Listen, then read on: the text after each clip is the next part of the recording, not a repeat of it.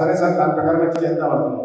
అయితే ఈ రోజు డేట్ వచ్చింది, ఈ రోజు ఉదయాన్నే వారు అమెరికాకి ఏదో పర్యటన నిమిత్తం వెళ్ళారు. కాబట్టి రాబోయే రోజుల్లో పుస్తకానికి వారు వస్తారని నేను ఖచ్చితంగా ఆశిస్తున్నాను.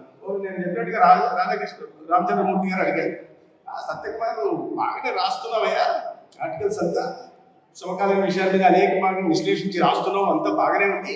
కానీ చివరికి వచ్చేసరికి చివరి పేరాలు మళ్ళీ ప్రతిదీ నరేంద్ర మోడీ మోడీ మోడీ బీజేపీ బీజేపీ మోడీ మోడీ అంటామంటే నేను చెప్పా సార్, నేను చాలా వినయపూర్వకంగా చెప్పా సార్, నేను ఒక సిద్ధాంతం నమ్ముకొని ఒక నిబద్ధత కార్యకర్తగా పనిచేస్తా. ఈ సిద్ధాంతం నమ్ముకొని పనిచేస్తున్న వాడు ఏ లక్ష్యంతో నిండుతున్నప్పుడు అది కాకుండా నేనైనా వేరే రాయడానికి నేనైనా సాధించినా ఇతరులు చేయడానికి ఎవరు పట్టించుకుంటాను?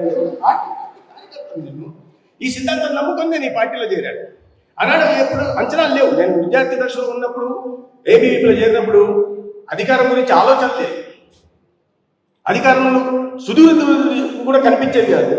ఎందుకంటే విద్యార్థి పరిషత్కి వచ్చిన వాటికి మేము ఆనాడికి భారతీయ జనతా పార్టీ అనేది దేశంలో ఎక్కడ లేదు, ఉత్తరాది ప్రాంతాల్లో ఉండేది, దక్షిణాది ప్రాంతాల్లో అయితే 3-4 ఎమ్మెల్యేలు మాత్రమే ఉండేవాళ్ళు.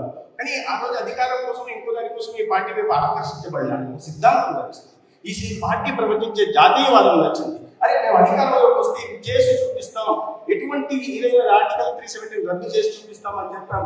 అది చేసే ప్రయత్నం చేస్తారని నమ్మకం ఉంటుంది. రామాలయంలో అయోధ్యలో రామచంద్రుడు జన్మించిన అయోధ్యలో నాకు సర్టిఫికేట్ కావాల్సిన అవసరం వచ్చింది. రాముడు అక్కడే జన్మించాడు అని ఎవరు అడిగినా, అక్కడ అడిగి రాముడు ఎక్కడ జన్మించాడంటే ఏమంటారు?